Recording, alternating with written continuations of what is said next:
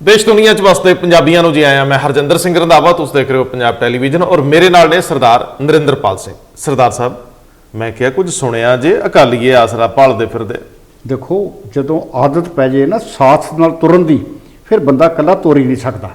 इधर गोविंदवाल साहब वल थर्मल दियां चिमनियां धुआं रहत हो गईयां।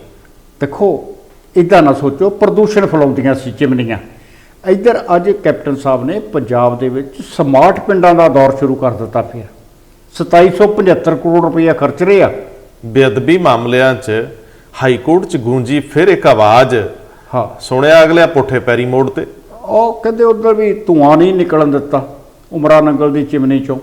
मैं सरदार साहब अज सवेरे अमृतसर तो बटाले नूं ट्रैवल करदा सी। ਜਿਓ अज सच्चियों मेरियां अखां च अथरू आए जदों मैं कत्थू नंगल वाले टोल प्लाजे जिथे 100 तो वध रुपया लैंदे आ लंघण दा, जदों उत्थों लंघण लग्या मैं वेख्या कोई टोल कर्मचारी है ना, ਅੱਛਾ सामने बजुर्ग बीबियां जी। बच्चे ਜੀ ਬੈਠੇ ਨੇ। बैठे ने और एक बंदा बोल रहा। अच्छा। मैं गड्डी पासे कीती, ਜੀ शीशे चों पूरे दृश्य नूं वाचिया। मैनूं वो पुराने पुरखे याद आए, वो बजुर्ग लोग ਜੀ ਜਿਹੜੇ युद्ध लड़ते सी।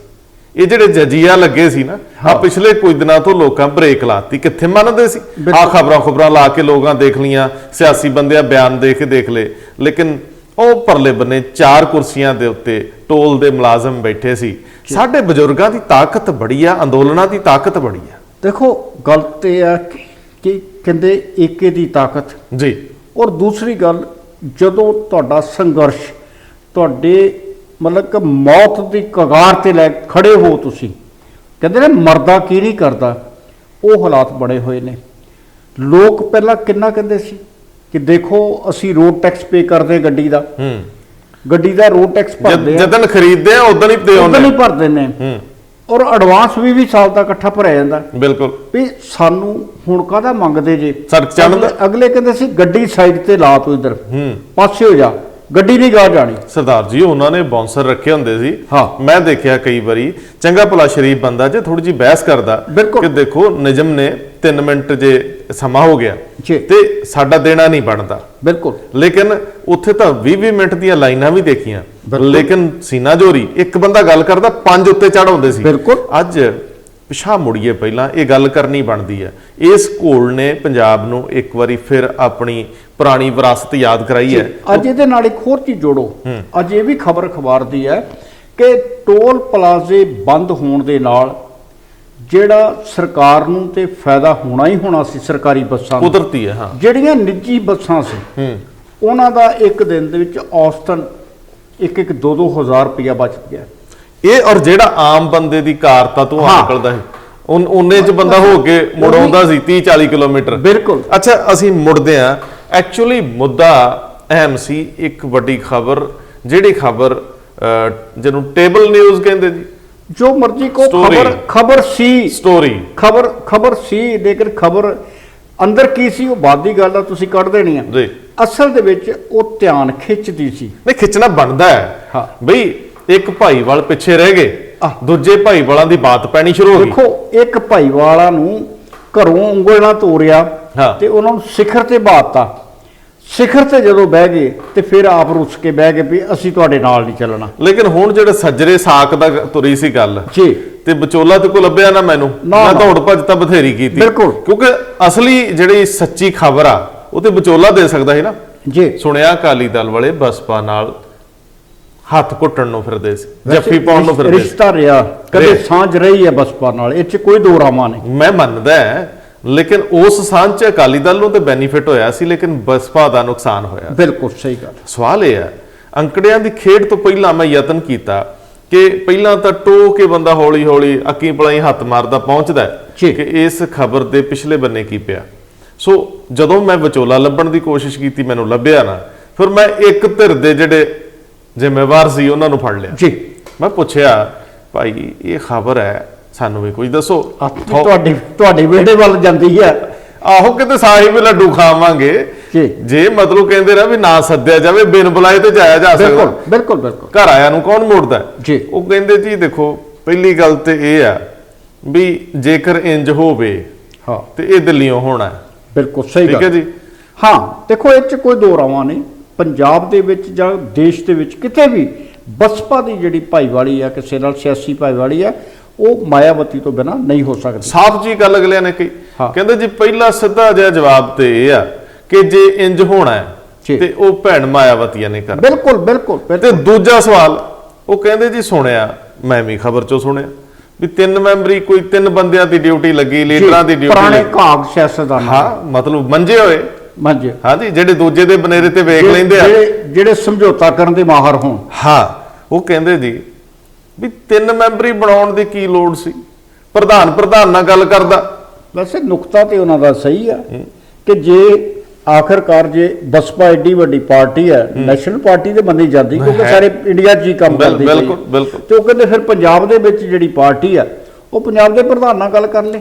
ਆ ਨਹੀਂ ਕੁਦਰਤੀ ਆ ਵੀ ਸੁਖਬੀਰ ਸਿੰਘ ਜਸਬੀਰ ਸਿੰਘ ਗੜੀ ਨਾਲ ਗੱਲ ਕਰ ਲੈਂਦੇ, ਫਿਰ ਅਗਲੇ ਬੰਨੇ ਕਮੇਟੀਆਂ ਤੇ ਅੰਕੜੇ ਲੱਭਣ ਜਾਂਦੀਆਂ ਨੇ ਵੀ ਕਿਹਨੂੰ ਕਿੱਥੇ ਫਾਇਦਾ, ਕਿਹਦੀ ਵੋਟ ਕਿੱਥੋਂ ਕਿੱਧਰ ਨੂੰ ਆ। ਦੇਖੋ ਕਾਰਨ ਇਹ ਆ ਕਿ ਜਦੋਂ ਪਾਰਟੀਆਂ ਦੇ ਬਜ਼ੁਰਗ ਜਿਹੜੇ ਨੇ ਜਾਂ ਜਿਹੜੇ ਉੱਪਰਲੇ ਨੇ, ਜਦੋਂ ਉਹ ਸਮਝੌਤਾ ਕਰ ਲੈਂਦੇ ਨੇ ਤੇ ਫਿਰ ਥੱਲੇ ਤੇ ਸਾਰੇ ਭਾਣਾ ਮੰਨਣ ਵਾਲੇ ਹੁੰਦੇ ਨੇ। ਉਹ ਦੱਸਿਆ ਤਾਂ ਜੀ ਉਦੋਂ ਸਰਦਾਰ ਤਰਲੋਚਨ ਸਿੰਘ ਹੋਰਾਂ ਨੇ, ਜੀ ਉਹ ਕਹਿੰਦੇ ਜੀ ਅਸੀਂ ਤਾਂ ਪੰਜਾਬ ਭਵਨ ਬੈਠੇ ਸੀ, ਬਾਦਲ ਸਾਹਿਬ ਕਹਿੰਦੇ ਹੁਣ ਕੀ ਹੋਊ ਜੀ।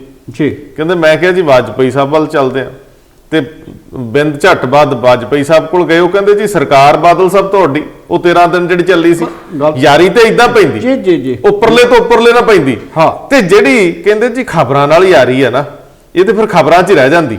ਹਾਂ ਮੈਨੂੰ ਇਹਦਾ ਕੋਈ ਸਿਰ ਮੂੰਹ ਲੱਭਿਆ ਜੀ। ਨਹੀਂ, ਫਿਰ ਮੈਂ ਤੁਹਾਡੇ ਵੱਲ ਝਾਤ ਮਾਰੀ। ਕਈ ਵਾਰੀ ਤੇ ਇਹ ਹੁੰਦਾ ਨਾ ਕਿ ਉਹ ਗਾਲਬ ਦਾ ਇੱਕ ਸ਼ੇਰ ਬੜਾ ਹੈ ਕਿ ਗਾਲਬ ਮਨ ਬਹਿਲਾने के लिए ख्याल अच्छा है।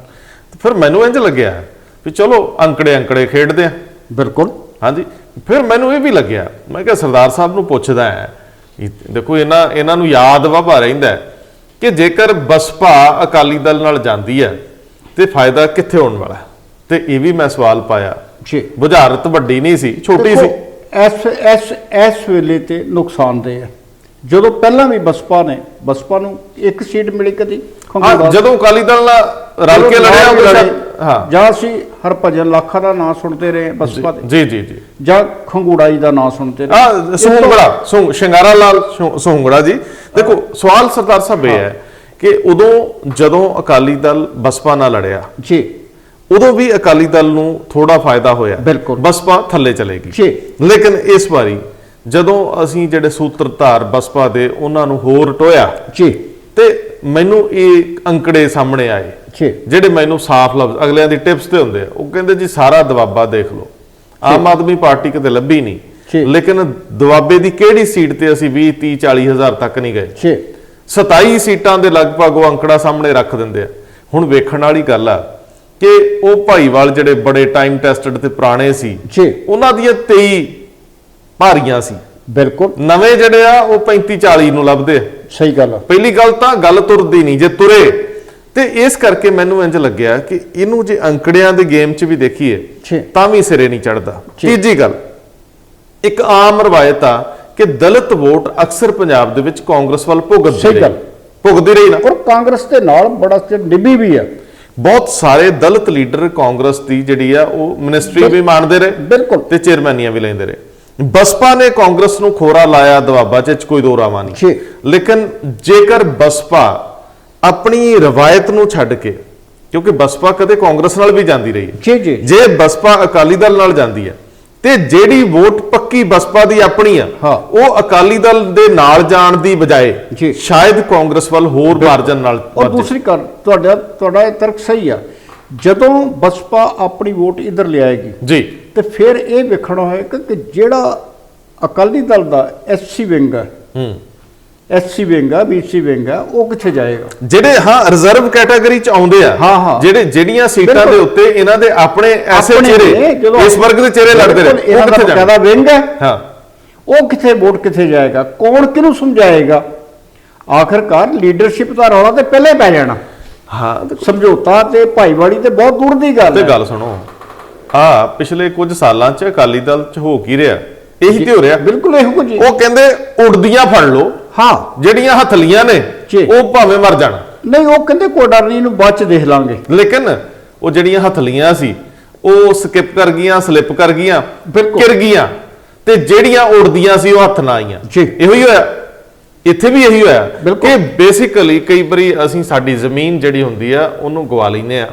ਪੰਥਕ ਵੋਟ ਅਕਾਲੀ ਦਲ ਦਾ ਸਰਮਾਇਆ ਸੀ ਔਰ ਕਿਸਾਨੀ ਵੋਟ ਅਕਾਲੀ ਦਲ ਦੀ ਆਪਣੀ ਬੈਕਬੋਨ ਸੀ, ਰੀੜ ਸੀ। ਇਹ ਦੋਨੇ ਹੌਲੀ ਹੌਲੀ ਕਿੱਦਾਂ ਪਾਸੇ ਗਈਆਂ। ਅਕਾਲੀ ਦਲ ਇੱਥੇ ਮੱਥਾ ਪੱਚੀ ਕਰਨ ਦੀ ਬਜਾਏ ਜੁਗਾੜ ਕਰ ਰਿਹਾ, ਜੁਗਾੜ ਚੱਲਦੇ ਆ। ਜਿਵੇਂ ਸੁਖਬੀਰ ਸਿੰਘ ਬਾਦਲ ਦਾ 2012 ਚ ਜੁਗਾੜ ਚੱਲਿਆ, ਜੀ। ਉਹ ਜੁਗਾੜ ਦੇ ਵਿੱਚੋਂ ਇੱਕ 5 ਸਾਲ ਦੀ ਸਰਕਾਰ ਬਣ ਜੀ। ਗਈ, ਲੇਕਿਨ ਉਹਨੇ ਇੰਨਾ ਡੈਮੇਜ ਕਰਤਾ ਇਹਦੇ ਨਾਲੋਂ ਜੇ 2012 ਚ ਅਕਾਲੀ ਦਲ ਦੀ ਗਵਰਨਮੈਂਟ ਨਾ ਬਣਦੀ ਜੀ। ਤੇ ਸ਼ਾਇਦ 2017 ਦੇ ਵਿੱਚ ਇਹ ਅੱਗੇ ਨਾਲੋਂ ਬਿਹਤਰ ਕ੍ਰੈਡੀਬਿਲਿਟੀ ਨਾਲ ਆਉਂਦੇ। ਔਰ ਇੱਕ ਚੀਜ਼ ਹੋਰ ਦੇਖਣ ਵਾਲੀ, ਜਿਹੜੀ ਮੌਜੂਦਾ ਜੋ ਹਾਲਾਤ ਨੇ ਕਿਸਾਨੀ ਨੂੰ ਲੈ ਕੇ, ਜਿਸ ਤਰ੍ਹਾਂ ਉਹ ਹਾਥਰਸ ਦੀ ਘਟਨਾ ਯੂਪੀ ਵਾਪਰੀ, ਦੀ, ਹਾਂ, ਉਹਦੇ ਵਿੱਚ ਜੋ ਹੁਣ ਤੱਕ ਦੀ ਭੂਮਿਕਾ ਬਸਪਾ ਨੇ ਨਿਭਾਈ ਆ, ਬਕਾਇਦਾ ਬਸਪਾ ਨੇ ਆਪਣਾ ਜਿਹੜਾ ਪੂਰਾ ਭਾਰਤ ਬੰਦ ਸੀਗਾ ਉਹ ਤੇ ਪੰਜਾਬ ਬੰਦ ਦੇ ਵਿੱਚ ਬਸਪਾ ਦਾ ਬੜਾ ਵੱਡਾ ਹੱਥ ਰਿਹਾ। ਬਿਲਕੁਲ। ਲੋਕਾਂ ਨੇ ਮੰਨਿਆ ਕਿ ਹਾਂ ਤੁਹਾਡੇ ਨਾਲ ਮਾੜਾ ਹੋਇਆ। ਵਜ਼ੀਫਾ ਦੇ ਘਪਲੇ ਤੇ ਹਾਥਰਸ ਦੀ ਘਟਨਾ ਨੂੰ ਇਕੱਠਿਆਂ ਬੰਦ ਦਿੱਤਾ ਇਹਨਾਂ ਸਭ ਦੋਨਾਂ ਚੀਜ਼ਾਂ ਨੂੰ ਲੈ ਕੇ ਲੋਕਾਂ ਨੇ ਸਾਥ ਦਿੱਤਾ। ਔਰ ਦੂਸਰੀ ਗੱਲ, ਜਿਹੜੇ ਬਸਪਾ ਦੇ ਪੰਜਾਬ ਪ੍ਰਧਾਨ ਨੇ ਜਸਵੀਰ ਸਿੰਘ ਗੜੀ, ਉਹ ਪਿਛਲੇ 1 ਸਾਲ ਤੋਂ ਨਿਰੰਤਰ ਘੁੰਮ ਰਹੇ ਨੇ ਆਪਣੇ ਲੋਕਾਂ ਦੇ ਵਿੱਚ। ਨੌਜਵਾਨ ਚਿਹਰਾ ਹੈ, ਨੌਜਵਾਨ ਚਿਹਰਾ ਉਹਦੇ ਚ એનર્ਜੀ ਹੈ, ਬਿਲਕੁਲ। ਗੱਲ ਕਰਨੀ ਵੀ ਆਉਂਦੀ ਹੈ ਜੀ। ਤੇ ਪੰਜਾਬ ਦੇ ਚਿਹਰੇ ਮੋਰੇ ਨੂੰ ਵੀ ਢੁਕਵਾਂ ਲੱਗਦਾ ਹੈ। ਬਿਲਕੁਲ। ਦੇਖੋ, ਵੱਡੀ ਗੱਲ ਇਹ ਆ ਕਿ ਇਸ ਵੇਲੇ ਜਿਹੜਾ ਤਰਾਸਦੀ ਆ ਸਿਆਸੀ ਪਾਰਟੀਆਂ ਦੀ, ਉਹ ਇਹ ਆ ਕਿ ਨੌਜਵਾਨ ਤੇ ਛੱਡੋ ਪਰੇ, ਇਹ ਤੇ ਵਰਤਲੇ ਵੋਟਾਂ ਪਾ ਲਈਆਂ ਜਾਣ ਦਿਓ।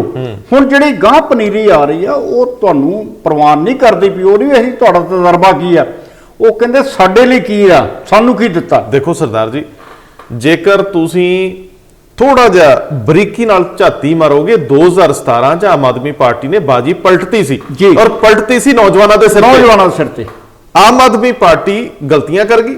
ਗਈ। ਦੂਜੇ ਬੰਨੇ ਕੈਪਟਨ ਅਮਰਿੰਦਰ ਸਿੰਘ ਕੋਲ ਇੱਕ ਟਰੰਪ ਕਾਰਡ ਸੀਗਾ, ਜਿਹੜਾ ਪੀਕੇ ਪ੍ਰਸ਼ਾਂਤ ਕਿਸ਼ੋਰ ਜੀ। ਪ੍ਰਸ਼ਾਂਤ ਕਿਸ਼ੋਰ ਨੇ ਨੌਜਵਾਨੀ ਨੂੰ ਉਸ ਜਾਲ 'ਚ ਬੁਣਿਆ। ਇਹ ਸਾਰਾ ਜਿਹੜਾ ਜਿਹਨੂੰ ਕਹਿੰਦੇ ਨਾ ਕਿ ਸਾਧ ਦੀ ਭੂਰੀ ਦਾ ਇਕੱਠ, ਇੱਕ ਨੌਜਵਾਨੀ ਦਾ ਕਾਰਡ ਸੀਗਾ ਜਿਹੜਾ ਸਾਰੀਆਂ ਹੀ ਪਾਰਟੀਆਂ ਨੂੰ ਵਾਰਾ ਖਾਦਾ। ਔਰ ਵੱਡੀ ਗੱਲ ਨਹੀਂ ਕਿ ਆਉਂਦੀ ਬਾਈ ਜਿਹੜੀ ਹੈ ਚੜੀ ਆਉਂਦੀ ਛਾਲਾ ਮਾਰਦੀ, ਮਾਰੋ ਮਾਰ ਕਰ। ਬਿਲਕੁਲ। 2022 ਦੇ ਵਿੱਚ ਅੱਗੇ ਨਾਲੋਂ ਵੀ ਬਹੁਤ ਅਗਰੈਸਿਵ ਕੈਂਪੇਨਸ ਹੋਣ, ਬਿਲਕੁਲ। ਅੱਗੇ ਨਾਲੋਂ ਹਮਲਾਵਰ ਤਰੀਕੇ ਨਾਲ ਚੱਲਣ। ਕਿਉਂਕਿ ਜੇ ਦੇਖੋ, ਕਾਠ ਦੀ ਹਾਂਡੀ ਕਹਿੰਦੇ ਹੁੰਦੇ ਆ, ਬਾਰ-ਬਾਰ ਨਹੀਂ ਚੜ੍ਹਦੀ। ਜੇਕਰ ਪ੍ਰਸ਼ਾਂਤ ਕਿਸ਼ੋਰ ਨੂੰ ਕੋਈ ਹੁਣ ਧਿਰ ਵਰਤਣਾ ਚਾਹਵੇ, ਪੰਜਾਬੀਆਂ ਨੇ ਨਹੀਂ ਚੱਲਣਾ। ਨਹੀਂ। ਠੀਕ ਹੈ ਜੀ, ਕਿਉਂਕਿ ਨਾਰੇ ਜਿੰਨੇ ਮਰਜ਼ੀ ਆ ਜਾਣ, ਅਜੇ ਤੱਕ ਗੁਟਕਾ ਸਾਹਿਬ ਦੀ ਸਹੁੰ ਪੂਰੀ ਨਹੀਂ ਹੋਈ। ਜੀ ਜੀ, ਠੀਕ ਹੈ ਜੀ। ਬਿਲਕੁਲ। ਲੋਕ ਹੁਣ ਉਹਨਾਂ ਗੱਲਾਂ 'ਚ ਨਹੀਂ ਆਉਣਗੇ, ਲੇਕਿਨ ਪੰਜਾਬੀਆਂ ਦਾ ਇੱਕ ਇਹ ਵੀ ਸੁਭਾਅ ਹੈ ਕਿ ਉਸ ਤਰ੍ਹਾਂ ਦੀਆਂ ਗੱਲਾਂ 'ਚ ਨਹੀਂ ਆਉਣਗੇ, ਨਵੀਆਂ 'ਚ ਆ ਜਾਣ। ਤੁਸੀਂ ਸਿਆਸਤ ਦੀ ਤਰਾਸਦੀ ਤੇ ਇੱਥੋਂ ਤੇ ਕਿਸਾਨੀ ਦੀ ਲਹਿਰ ਤੋਂ ਦੇਖ ਰਹੇ ਹੋ ਨਾ, ਕਿ ਕਿਸਾਨੀ ਲਹਿਰ ਨੇ ਕਹਿਤਾ ਕਿ ਆਪਣਾ ਝੰਡਾ ਘਰ ਰੱਖ ਕੇ ਆਓ, ਤੇ ਇਹ ਅੱਜ ਲਹਿਰ ਬਚੀ ਵੀ ਇਸੇ ਕਰਕੇ। ਹਾਂ, ਅੱਜ ਲਹਿਰ ਬਚੀ ਇਸੇ ਕਰਕੇ ਆ। ਉਹਨਾਂ ਕਿ ਆਪਣਾ ਝੰਡਾ ਘਰ ਰੱਖੋ। ਇਹਦਾ ਮਤਲਬ ਹੈ ਕਿ ਪੰਜਾਬ ਇੱਕ ਸੰਕੇਤ ਦੇ ਰਿਹਾ ਕਿ ਸਾਨੂੰ ਤੁਹਾਡੀ ਲੋੜ ਨਹੀਂ ਹੈ। ਨਹੀਂ ਸਰਦਾਰ ਜੀ, ਦੋ ਤਰ੍ਹਾਂ ਦਾ ਇਸ ਵੇਲੇ ਅੰਦੋਲਨ ਚੱਲ ਰਿਹਾ। ਮੈਂ ਦੂਜੇ ਅੰਦੋਲਨ ਨੂੰ ਰੈਕਗਨਾਈਜ਼ ਨਹੀਂ ਕਰਦਾ ਜੀ। ਦੇਖੋ, ਸਾਡੀ ਔਕਾਤ ਕੋਈ ਨਹੀਂ, ਅਸੀਂ ਕੌਣ ਹੁੰਨੇ ਆ ਕਿਸੇ ਨੂੰ ਪ੍ਰਮਾਨਤਾ ਦੇਣ ਵਾਲੇ ਜਾਂ ਪ੍ਰਵਾਨਿਤ ਸਮਝਣ ਵਾਲੇ। ਲੇਕਿਨ ਕਿਉਂਕਿ ਅਸੀਂ ਬੋਲ ਰਹੇ ਆ, ਦੋ ਪਹਿਲੂ ਆ। ਇੱਕ ਤੇ ਕਿਸਾਨੀ ਘੋਲ ਆ ਜਿਨ੍ਹਾਂ ਨੂੰ 100% ਸਮਰਥਨ ਹੈ ਹਰ ਧਿਰ ਦਾ, ਔਰ ਸਾਡੇ ਸਾਹ ਵੀ ਇਹਦੇ ਨਾਲ ਚੱਲਦੇ ਆ, ਇਸ ਨਾਲ ਹੈ। ਦੂਜੀ ਗੱਲ ਇਹ ਆ ਕਿ ਇੱਕ ਸ਼ੰਭੂ ਤੇ ਬੈਠੇ ਆ ਲੋਕ, ਸ਼ੰਭੂ ਬਾਰਡਰ ਤੇ ਇੱਕ ਹੋਰ ਵਿਚਾਰਾਂ ਦਾ ਭੇੜ ਹੋ ਰਿਹਾ। ਅਸੀਂ ਉਹਨੂੰ ਮਾਨਤਾ ਦਈਏ ਨਾ ਦਈਏ, ਉਹ ਜਿਹੜੇ ਵਿਚਾਰ ਟਕਰਾ ਰਹੇ ਆ ਉਹਨਾਂ ਨੂੰ ਅਸੀਂ ਅੱਖਾਂ ਨਹੀਂ ਮੀਟ ਸਕਦੇ। ਉੱਥੇ ਹਰ ਧਿਰ ਜਾ ਰਹੀ ਹੈ। ਅਸੀਂ ਉਹਨੂੰ ਇਸ ਕਿਸਾਨੀ ਅੰਦੋਲਨ ਦੀ ਧਿਰ ਨਾਮ ਹੀ ਮੰਨੀਏ, ਲੇਕਿਨ ਇੱਕ ਵੱਖਰੀ ਤਰ੍ਹਾਂ ਦਾ ਸੰਵਾਦ ਹੋ ਰਿਹਾ। ਉੱਥੇ ਮੰਚ ਤੋਂ ਵੈਰਾਈਟੀ, ਵਰਗੀਕਰਨ, ਉਹਨਾਂ ਨੂੰ ਪਾਸੇ ਰੱਖ ਕੇ ਜੇ ਦੇਖੋਗੇ, ਹਰ ਤਰ੍ਹਾਂ ਦਾ ਖਿਆਲ ਤੁਹਾਨੂੰ ਮਿਲ ਜਾਊਗਾ। ਇਹਦਾ ਮਤਲਬ ਹੈ ਕਿ ਪੰਜਾਬ ਹੁਣ ਉਬਾਲਾ ਮਾਰ ਰਿਹਾ, ਪੰਜਾਬ ਹੁਣ ਉੱਬਲ ਰਿਹਾ। ਜਿਹੜੀ ਧਿਰ ਨੂੰ ਮੰਚ ਚਾਹੀਦਾ ਹੈ ਉਹ ਇਸ ਵੇਲੇ ਉੱਥੇ ਚਲੇ ਜਾਂਦੀ ਹੈ। ਉੱਥੇ ਗਰਮ ਗੱਲ ਵੀ ਹੋ ਰਹੀ ਹੈ, ਉੱਥੇ ਫੈਡਰਲਿਜ਼ਮ ਦੀ ਗੱਲ ਵੀ ਹੋ ਰਹੀ ਹੈ, ਕੇਂਦਰੀਕਰਨ ਦੀ ਗੱਲ ਹੋ ਰਹੀ ਹੈ, ਉੱਥੇ ਪਾਰਟੀਆਂ ਦੇ ਜਿਹੜੇ ਅੰਦਰਲੇ ਚੀਰ ਫਾੜ ਹੋ ਰਹੇ ਆ, ਉੱਥੇ ਅਸਲ ਬਹਿਸ ਹੋ ਰਹੀ ਹੈ। ਇੱਕ ਯੁੱਧ ਕਿਸਾਨੀ ਦਾ ਯੁੱਧ ਆ ਜਿਹੜਾ ਆਪਣੀ ਹੋਂਦ ਹਸਤੀ ਦਾ ਹੈ। ਦੂਜਾ ਰਾਜਨੀਤਿਕ ਸੰਵਾਦ ਹੈ 2022 ਨੂੰ ਧਿਆਨ ਚ ਰੱਖ ਕੇ ਘੜਿਆ ਜਾ ਰਿਹਾ। ਉਹ ਕਿੰਨਾ ਅਸਰ ਕਰਦਾ ਹੈ, ਉਹ ਕਿੰਨੀ ਦੇਰ ਚੱਲਦਾ, ਕਿਉਂਕਿ ਇੱਕ ਸੰਵਾਦ ਮੈਨੂੰ ਯਾਦ ਹੈ ਸਰਦਾਰ ਸਾਹਿਬ, ਬਰਗਾੜੀ 'ਚ ਚੱਲਿਆ ਸੀ। ਬਿਲਕੁਲ ਉੱਥੇ 6 ਮਹੀਨੇ ਤੋਂ ਜ਼ਿਆਦਾ ਸਮਾਂ ਲੋਕ ਬੈਠੇ। 192 ਦਿਨ 192 ਦਿਨ, ਤੁਹਾਡੇ ਅੰਕੜੇ ਬੜੇ ਦਰੁਸਤ ਹੁੰਦੇ ਆ। 192 ਦਿਨ ਲੋਕ ਬੈਠੇ ਸੀ, ਹਰ ਦਿਨ ਵਿਚਾਰਾਂ ਹੁੰਦੀਆਂ ਸੀ। ਬਿਲਕੁਲ ਸਰਕਾਰਾਂ ਦਾ ਦਬਾਅ ਜਿਹੜਾ ਸੀ ਸਰਕਾਰਾਂ ਤੇ ਇਸ ਕਰਕੇ ਬਣਿਆ ਸੀ ਕਿ ਉੱਥੇ ਵਿਚਾਰ ਪ੍ਰਵਾਹ ਸੀ। ਲੇਕਿਨ ਇਹ ਜਿਹੜਾ ਸ਼ੰਭੂ ਜਿਹੜਾ ਬਾਰਡਰ ਤੇ ਜਿਹੜੇ 2 ਇਕੱਠ ਹੋਏ ਨੇ, ਉਹਨਾਂ ਦੀ ਜਿਹੜੀ ਜੇ ਤੁਸੀਂ ਗਿਣਤੀ ਦੇ ਹਿਸਾਬ ਨਾਲ ਅੰਕੜਿਆਂ ਦੇ ਹਿਸਾਬ ਨਾਲ ਦੇਖੋ ਕਿ ਇਹਨਾਂ ਦੀ ਗਿਣਤੀ ਜ਼ਿਆਦਾ ਮਜ਼ਬੂਤ ਆ ਜੀ। ਔਰ ਇਹਦੀ ਨਿਰੰਤਰਤਾ ਇਹ ਹੈ ਇਸ ਲਹਿਰ ਦੀ ਕਿ ਪਤਾ ਹੀ ਨਹੀਂ ਕਿਹੜੀ ਕਿਹੜੀ ਜਗ੍ਹਾ ਤੇ ਲਹਿਰ ਚੱਲਦੀ ਪਈ ਇਸ ਵੇਲੇ ਹਰ ਕੋਨੇ 'ਚ। ਲੇਕਿਨ ਸਭ ਤੋਂ ਵੱਡੀ ਗੱਲ ਇਹ ਆ ਕਿ ਜਦੋਂ ਤੁਸੀਂ ਗੱਲ ਕੀਤੀ ਕਿ ਹਰ ਕਿਸਮ ਦੇ ਲੋਕ ਜਾ ਰਹੇ ਨੇ, ਸੁਖਪਾਲ ਖਹਿਰਾ ਸ਼ੰਭੂ ਬੈਰੀਅਰ ਤੇ ਪਹੁੰਚਦੇ ਨੇ, ਝੰਡਾ ਕੋਈ ਨਹੀਂ ਹੈ, ਔਰ ਉੱਥੇ ਕਹਿ ਕੀ ਰਹੇ ਨੇ ਕਿ ਅਹੁਦਿਆਂ ਦੀ ਕਤਾਰ ਦੇ ਵਿੱਚ ਮੈਂ ਸਭ ਤੋਂ ਅਖੀਰ ਤੇ ਹੋਵਾਂਗਾ, ਨਾਲ ਚੱਲਣ ਨੂੰ ਤਿਆਰ ਹਾਂ। ਇਹਦਾ ਮਤਲਬ ਇਹ ਆ ਕਿ ਉੱਥੇ ਸਿਆਸਤ ਦੀ ਜਾਂ ਸਿਆਸੀ ਆਗੂਆਂ ਦੀ ਲੋੜ ਦੀ, ਵੋਟਰਾਂ ਨੂੰ ਖਿੱਚਣ ਵਾਲਿਆਂ ਦੀ ਲੋੜ ਨਹੀਂ ਹੈ, ਉਹ ਸਮਾਂ ਪਛਾਣਦੇ ਨੇ। ਲੇਕਿਨ ਇਹ ਜਿਹੜੀਆਂ ਸਿਆਸੀ ਧਿਰਾਂ ਨੇ ਜਿਨ੍ਹਾਂ ਦੀ ਮਜਬੂਰੀ ਬਣ ਗਈ ਹੈ ਕਿ ਅਸੀਂ ਇੰਨੇ ਚਿਰ ਤੋਂ ਲੋਕਾਂ ਤੇ ਰਾਜ ਕੀਤਾ, ਅਸੀਂ ਆਪਣਾ ਝੰਡਾ ਪਿਛਾਂਹ ਨਹੀਂ ਛੱਡਣਾ, ਚਾਹੇ ਉਹ ਕਾਂਗਰਸ ਹੈ, ਚਾਹੇ ਅਕਾਲੀ ਦਲ ਹੈ, ਚਾਹੇ ਆਮ ਆਦਮੀ ਪਾਰਟੀ। ਸਰਦਾਰ ਸਾਹਿਬ, ਅੱਜ ਦੇ ਦਿਨ 'ਚ ਲੋੜ 100-150 ਐਸੇ ਨੌਜਵਾਨਾਂ ਦੀ ਹੈ ਜਿਹੜੇ ਨੌਜਵਾਨ ਆਪਣਾ ਆਪ ਛੱਡ ਕੇ ਤੁਰਨ, ਸੈਲਫਲੈਸ ਹੋਣ। ਬਿਲਕੁਲ। ਹੁਣ ਲੋੜ ਇਸ ਗੱਲ ਦੀ ਨਹੀਂ ਕਿ ਕਿਹੜੀ ਪਾਰਟੀ ਦੀ ਵਿਚਾਰਧਾਰਾ ਕਿਵੇਂ ਦੀ ਹੈ। ਜੀ। ਜਿਨ੍ਹਾਂ ਨੇ ਸਮੇਂ ਦੀ ਪਰਖ ਦੇ ਵਿੱਚ ਆਪਣੇ ਆਪ ਨੂੰ ਪਾਇਆ, ਨਿਕਲਿਆ ਕੱਖ ਨਹੀਂ। ਜੀ। ਬਹੁਤੀਆਂ ਪੋਲੀਟੀਕਲ ਪਾਰਟੀਆਂ ਦੇ ਜਿਹੜੇ ਮੌਜੂਦ ਆਗੂ ਨੇ, ਜੀ, ਉਹਨਾਂ ਦੀ ਭਰੋਸੇਯੋਗਤਾ ਨਿਮਨ ਪੱਧਰ ਤੇ ਸਿਫਰ ਆ। ਕੁਝ ਲੋਕ ਕਹਿੰਦੇ ਮੰਤਰੀ ਬਣ ਜਾਣ, ਐਮਐਲਏ ਬਣ ਜਾਣ, ਫਰਕ ਕੀ ਪੈਣਾ, ਇਹ ਤਾਂ ਉਵੇਂ ਹੀ ਚੱਲਦਾ ਰਹਿਣਾ। ਲੇਕਿਨ ਮੈਂ ਕਹਿੰਦਾ ਕਿ ਜੇਕਰ ਡਿਬੇਟ ਇਸ ਹੱਦ ਤੱਕ ਅੱਗੇ ਵਧ ਰਹੀ ਹੈ, ਇਹਦਾ ਕੋਈ ਸਾਰ ਵੀ ਹੋਣਾ ਚਾਹੀਦਾ, ਇਹਦਾ ਕੋਈ ਕਨਕਲੂਜਨ ਜਿਹਨੂੰ ਕਹਿੰਦੇ ਆ ਉਹ ਵੀ ਨਿਕਲਣਾ ਚਾਹੀਦਾ। ਕਾਰਨ ਇਹ ਹੈ ਕਿ ਜੇਕਰ ਅਸੀਂ 2022 ਤੋਂ ਪਹਿਲਾਂ ਇੱਕ ਖਾਸ ਤਰ੍ਹਾਂ ਦੀ ਆਈਡੀਓਲੋਜੀ ਉਸਾਰ ਨਹੀਂ ਲੈਂਦੇ, ਅਸੀਂ ਰਾਜਨੀਤੀ ਦੇ ਵਿੱਚ ਇੱਕ ਨਵੇਂ ਤਰ੍ਹਾਂ ਦਾ ਮੰਚ ਨਹੀਂ ਉਸਾਰਦੇ, ਉਦੋਂ ਤੱਕ ਇਹ ਸਭ ਨਿਰਾਰਥਕ ਨੇ, ਇਹਨਾਂ ਚੀਜ਼ਾਂ ਦੇ ਕੋਈ ਮਾਇਨੇ ਨਹੀਂ। ਔਰ ਦੇਖੋ, ਇੱਕ ਸ਼ੰਭੂ ਬੈਰੀਅਰ ਤੇ ਇੱਕ ਚੀਜ਼ ਮੈਂ ਜ਼ਰੂਰ ਨੋਟ ਕੀਤੀ ਹੈ, ਉੱਥੇ ਕੁਝ ਲੋਕ, ਕੁਝ ਬੁਲਾਰੇ ਉੱਥੇ ਐਸੇ ਜ਼ਰੂਰ ਆਏ ਨੇ ਜਿਹੜੇ ਤੁਹਾਡੇ ਵਾਤਾਵਰਨ ਨਾਲ ਜੁੜੇ ਹੋਏ ਸਨ, ਪੰਜਾਬ ਦੇ ਨਾਲ, ਪੰਜਾਬ ਦੀ ਖੇਤੀ ਨਾਲ ਜੁੜੇ ਵੀ ਆਏ ਨੇ, ਔਰ ਕੁਝ ਲੋਕ ਉੱਥੇ ਬੁਲਾਰੇ ਐਸੇ ਵੀ ਆਏ ਨੇ ਜਿਹੜੇ ਕਿ ਚਿੰਤਕਾਂ ਦੀ ਕਤਾਰ 'ਚ ਗਿਣੇ ਜਾਂਦੇ ਨੇ। ਉਹਨਾਂ ਨੇ ਤੁਹਾਨੂੰ ਕਿਸਾਨੀ ਦੇ ਮੁੱਢ ਤੋਂ ਲੈ ਕੇ ਤੁਹਾਡਾ ਜਿਹੜਾ ਕੇਂਦਰ ਦੇ ਨਾਲ ਰਿਸ਼ਤਾ ਸੀ ਉਹਦੀ ਵੀ ਗੱਲ ਕੀਤੀ ਹੈ। ਤੁਹਾਡੀ ਅੱਜ ਦੇ ਸਿਆਸਤਦਾਨਾਂ ਤੇ ਜਿਹੜੀ ਤੁਹਾਡੀ ਬੇਭਰੋਸਗੀ ਕਿਉਂ ਆ, ਉਹਨਾਂ ਨੇ ਸਿਆਸਤਦਾਨਾਂ ਦੀਆਂ ਕਮਜ਼ੋਰੀਆਂ ਵੀ ਗਣਾਈਆਂ ਨੇ। ਮੈਨੂੰ ਨਾ ਬੜਾ ਚੰਗਾ ਲੱਗਿਆ ਤੁਹਾਨੂੰ ਮੇਰੇ ਨਾਲੋਂ ਵੀ ਜ਼ਿਆਦਾ, ਕਿਉਂਕਿ ਸਾਡੇ ਕੋਲ ਸਮੇਂ ਦੀ ਕਿੱਲਤ ਰਹਿੰਦੀ ਹੈ। ਅਕਸਰ ਅਸੀਂ ਹਰ ਡਿਬੇਟ ਨੂੰ, ਹਰ ਭਾਸ਼ਣ ਨੂੰ ਨਹੀਂ ਸੁਣ ਸਕਦੇ, ਲੇਕਿਨ ਤੁਸੀਂ ਨੀਝ ਨਾਲ ਦੇਖਦੇ ਹੋ, ਕਿਸੇ ਨੇ ਕੋਈ ਕਿਸੇ ਦੀ ਪੱਖ ਸੁਣਿਆ ਹੁੰਦਾ, ਕਿਸੇ ਨੇ ਕੋਈ ਸੁਣਿਆ ਹੁੰਦਾ। ਇਹ ਇੱਕ ਜਿਹਨੂੰ ਕਹਿੰਦੇ ਆ ਰਿੜਕਣਾ ਚੱਲਦਾ ਰਹਿੰਦਾ, ਔਰ ਰਿੜਕ ਕੇ ਕੁਝ ਨਾ ਕੁਝ ਉੱਪਰ ਨਿਕਲਦਾ ਰਹਿੰਦਾ। ਮੈਂ ਦੇਖਿਆ ਉੱਥੇ ਵੱਡੇ ਜਰਨਲਿਸਟ ਵੀ ਗਏ ਆ, ਰਾਈਟਰ ਵੀ ਗਏ ਆ, ਉੱਥੇ ਯੂਨੀਅਨਿਸਟ ਵੀ ਗਏ ਨੇ, ਉੱਥੇ ਜਿਹੜੇ ਵਕੀਲ ਸੀਗੇ ਉਹ ਵੀ ਗਏ ਆ, ਔਰ ਸਾਬਕਾ ਅਧਿਕਾਰੀ ਤੇ ਲੇਖਕ ਤੇ ਸਾਬਕਾ ਬਿਊਰੋਕਰੈਟਸ ਵੀ ਗਏ ਆ। ਹੁਣ ਸਵਾਲ ਇਹ ਆ ਕਿ ਜੇ ਸਾਡੇ ਕੋਲ ਕੁਝ ਐਸੇ ਲੋਕ ਪੈਦਾ ਹੋ ਜਾਣ ਜਿਹੜੇ ਲੋਕ ਆਪਣੇ ਘਰਾਂ ਤੋਂ ਫ੍ਰੀ ਹੋਣ, ਜਿਹੜੇ ਲੋਕ ਜੀਵਨ ਦੇ ਵਿੱਚ ਕੁਝ ਸਮਾਂ ਆਪਣੀ ਸੁਸਾਇਟੀ ਨੂੰ ਦੇਣਾ ਲੋਚਦੇ ਹੋਣ, ਜਿਹੜੇ ਉੱਥੇ ਜਾ ਰਹੇ ਆ, ਮੈਨੂੰ ਪਤਾ ਉਹ ਘਰਾਂ ਦੇ ਕੰਮ ਛੱਡ ਕੇ ਜਾ ਰਹੇ ਆ, ਕਿੱਦਾਂ ਛੱਡ ਕੇ ਜਾ ਰਹੇ ਆ ਸਭ ਨੂੰ ਪਤਾ ਹੈ, ਨਿਕਲਣਾ ਔਖਾ ਹਰੇਕ ਦੇ ਰਜੇਵੇਂ। ਜਿਹੜੇ ਜਾ ਰਹੇ ਦਾ ਮਤਲਬ ਉਹਨਾਂ ਦੇ ਅੰਦਰ ਚਿਣਗ, ਜਿਹੜੇ ਜਾ ਰਹੇ ਆ ਉਹਨਾਂ ਦੇ ਅੰਦਰ ਕੁਝ ਕਰ ਗੁਜ਼ਰਨ ਦਾ ਮਤ ਹੈ। ਜੇ ਸਾਨੂੰ ਇਸ ਤਰ੍ਹਾਂ ਦਾ 200-300 ਬੰਦਾ ਪੰਜਾਬ 'ਚ ਮਿਲ ਜੇ ਜਿਹੜੇ ਇਹ ਕਹਿਣ ਕਿ ਇਸ ਖਿੱਤੇ ਦੀ ਜਿਹੜੀ ਨੁਕਸਾਨੀ ਗਈ ਆਬਰੂ ਹੈ, ਇਹਨੂੰ ਮੁੜ ਕੇ ਜਿਹੜਾ ਅੱਗੇ ਲਿਆਉਣਾ, ਮੁੜ ਬਹਾਲ ਕਿੱਦਾਂ ਕਰਨਾ, ਔਰ ਜੇ ਇਹ ਧਾਰਾ ਵਹਿ ਤੁਰੇ ਤੇ ਫਿਰ ਇਸ ਧਾਰਾ ਦੇ ਵਿੱਚੋਂ ਕੁਝ ਨਿਰਸ਼ਲ ਜੇ ਬੰਦੇ ਜਿਨ੍ਹਾਂ ਦਾ ਕੋਈ ਛਲ ਕਪਟ ਨਾਲ ਦੂਰ ਦਾ ਵਾਸਤਾ ਨਾ ਹੋਵੇ, ਜਿਹੜੇ ਕਰਪਸ਼ਨਾਂ ਤੋਂ ਵੀ ਦੂਰ ਹੋਣ ਤੇ ਕਿਰਦਾਰਾਂ ਦੀ ਕਰਪਸ਼ਨ ਵੀ ਨਾ ਹੋਵੇ। ਦੇਖੋ, ਜਿਹੜਾ ਅਸੀਂ ਹਮੇਸ਼ਾ ਕਹਿੰਦੇ ਰਹੇ ਹਾਂ ਕਿ ਪੰਜਾਬ ਦੇ ਵਿੱਚ ਪੰਜਾਬ ਆਗੂਹੀਣ ਹੈ ਜੀ, ਘੱਟੋ ਘੱਟ ਅਸੀਂ ਇਹ ਜ਼ਰੂਰ ਕਹਿ ਸਕਦੇ ਕਿ ਸਾਡੀ ਇਸ ਜਿਹੜਾ ਉਹ ਕਹਿੰਦੇ ਨਾ ਕਿ ਜਦੋਂ ਵੀ ਕੋਈ ਬਹੁਤ ਵੱਡਾ ਤਕਲੀਫ ਹੁੰਦੀ ਹੈ ਉਹਦੇ ਵਿੱਚੋਂ ਹੀ ਕੁਝ ਨਵਾਂ ਪੁੰਗਰਦਾ। ਕੁਦਰਤੀ ਇਹ ਹੁੰਦਾ ਆ, ਇਸਲਾਮ ਜਿੰਦਾ ਹੋਤਾ ਹੈ ਕਰਬਲਾ ਕੇ। ਬਿਲਕੁਲ। ਔਰ ਇਹਦੇ ਵਿੱਚ ਕਿਤੇ ਨਾ ਕਿਤੇ ਜਿਹੜੇ ਲੋਕ ਵੇਖ ਰਹੇ ਨੇ ਸਾਰੇ ਮਾਹੌਲ ਨੂੰ, ਕਹਿੰਦੇ ਨੇ ਕਿ ਜਿਹੜੀ ਗੱਲ ਤੁਸੀਂ ਕਹੀ ਕਿ ਅਗਰ ਇਹਦੇ ਚੋਂ ਕੋਈ ਲੀਡਰਸ਼ਿਪ ਦਾ ਅੰਸ਼ ਜਿਹੜਾ ਆ ਸਾਹਮਣੇ ਆ ਸਕੇ ਤੇ ਸ਼ਾਇਦ ਪੰਜਾਬ ਦੀ ਤਕਦੀਰ ਬਦਲ ਜਾਵੇ, ਕਿਉਂਕਿ ਪੰਜਾਬ ਨੇ ਹਰ ਕ੍ਰਾਂਤੀ ਲਿਆਂਦੀ ਹੈ, ਚਾਹੇ ਉਹ ਹਰੀ ਕ੍ਰਾਂਤੀ ਹੈ, ਚਾਹੇ ਨੀਲੀ ਕ੍ਰਾਂਤੀ ਹੈ, ਚਾਹੇ ਸਫੈਦ ਕ੍ਰਾਂਤੀ ਹੈ। ਔਰ ਇਸ ਵਾਰ ਪੰਜਾਬ ਜਿਹੜਾ ਇਹਨਾਂ ਤਿੰਨਾਂ ਕ੍ਰਾਂਤੀਆਂ ਦੇ ਨਾਲ ਜੁੜਿਆ ਰਿਹਾ ਜੀ, ਉਹ ਇੱਕ ਨਵੀਂ ਕ੍ਰਾਂਤੀ ਦੇ ਰਿਹਾ। ਮੈਂ ਉਸ ਮੰਚ ਤੇ ਇੱਕ ਛੋਟੀ ਜੀ ਬੱਚੀ ਨੂੰ ਬੋਲਦੇ ਸੁਣਿਆ, ਹਾਲਾਂਕਿ ਸਾਡਾ ਵਿਸ਼ਾ ਨਹੀਂ ਹੁੰਦਾ, ਉੱਥੇ ਲੋਕ ਕੀ ਸੁਣਨ ਜਾਂਦੇ ਨੇ, ਉਹ ਕਿਸਾਨੀ ਦੀ ਗੱਲ ਕਰਦੇ ਨੇ, ਲੇਕਿਨ ਉਹ ਸਕੂਲ ਜਾਣ ਵਾਲੀ ਬੱਚੀ ਆਪਣਾ ਦਰਦ ਦੱਸ ਰਹੀ ਹੈ ਕਿ ਸਾਨੂੰ ਕੀ ਪੜ੍ਹਾਇਆ ਜਾ ਰਿਹਾ, ਅਸੀਂ ਪੜ੍ਹਨਾ ਕੀ ਸੀ, ਸਾਨੂੰ ਸਾਡਾ ਇਤਿਹਾਸ ਨਹੀਂ ਯਾਦ, ਸਾਨੂੰ ਆਹ ਨਹੀਂ ਹੈ। ਕਿ ਸਾਨੂੰ ਉਹ ਬੱਚੀ ਸਿਰਫ ਇਹ ਕਹਿਣਾ ਚਾਹੁੰਦੀ ਹੈ ਕਿ ਸਾਨੂੰ ਹਰ ਪਾਸਿਓਂ ਗੁੰਮਰਾਹ ਕੀਤਾ ਜਾ ਰਿਹਾ। ਨਹੀਂ, ਪਰ ਮੈਂ ਉਸ ਤੋਂ ਥੋੜਾ ਜਿਹਾ ਸਰਦਾਰ ਜੀ ਵੱਖਰਾ ਚੱਲਣਾ ਚਾਹੁੰਦਾ ਜੀ। ਉਹਦਾ ਬੜਾ ਸਿੱਧਾ ਜਿਹਾ ਸਪਸ਼ਟ ਜਿਹਾ ਮੰਨਣਾ ਹੈ ਕਿ ਜੀ ਅੱਜ ਗੱਲਾਂ ਵਾਇਰਲ ਹੁੰਦੀਆਂ, ਤੇਜ਼ੀ ਨਾਲ ਕੀਤੀਆਂ ਵੀ ਜਾਂਦੀਆਂ ਜੀ, ਲੇਕਿਨ ਇਸ ਵੇਲੇ ਯੁੱਧ ਬਹੁਤ ਸੀਰੀਅਸ ਆ। ਹਾਂ, ਇਸ ਵੇਲੇ ਇਹ ਬੱਚਿਆਂ ਦੀ ਲੜਾਈ ਨਹੀਂ, ਬਿਲਕੁਲ। ਬੱਚਿਆਂ ਨੂੰ ਸੁਣਨਾ ਚੰਗਾ ਲੱਗਦਾ, ਬੜੇ ਮਨਚੱਦੇ ਦਿਓ ਸਾਰੇ, ਮੈਨੂੰ ਸਿਰਫ ਇਹੀ ਸੁਣਨਾ ਹੈ ਕਿ ਪੰਜਾਬ ਬਦਲੇ। ਮੈਨੂੰ ਸਿਰਫ ਮੈਂ ਤੁਹਾਨੂੰ ਟੋਕਣ ਲੱਗਾ, ਵੈ ਤੁਹਾਨੂੰ ਨਹੀਂ ਲੱਗਦਾ ਕਿ ਪਿਛਲੇ 4 ਦਹਾਕਿਆਂ 'ਚ ਤੁਸੀਂ ਬਚਪਨਾ ਹੀ ਸੁਣਦੇ ਰਹੇ ਹੋ? ਤੇ ਸਾਰੀ 80 ਸਾਲਾਂ ਦੇ ਮੂੰਹ ਵਿੱਚ ਤੇ ਬਚਪਨਾ ਹੀ ਸੀ।